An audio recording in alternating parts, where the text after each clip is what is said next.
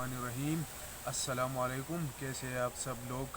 خیریت سے؟ امید ہے آپ لوگ سب خیریت سے ہوں گے۔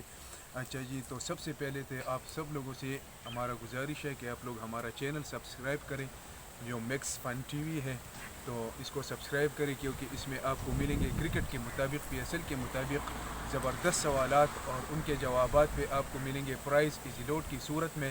تو آتے ہیں ہمارے کل والے سوال پہ، جو ہم نے کیا تھا کہ کل والے میچ میں کون سا کھلاڑی ہوگا جو زیادہ کیچ پکڑنے میں کامیاب ہوگا۔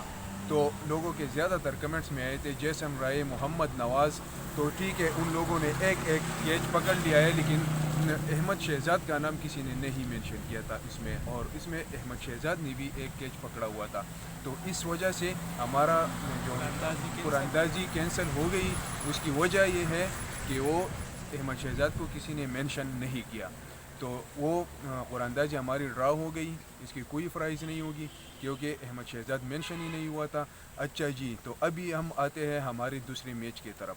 تو آج چونکہ ہم پنڈے میں ابھی بھی موجود ہے، موسم آپ دیکھ سکتے ہیں تھوڑے بہت ویڈیو میں، تو آپ موسم تھوڑا سا دکھا دیں پنڈی کا، تو اوپر بادل بھی دکھا دیں، اوپر بادل بھی دکھا دیں۔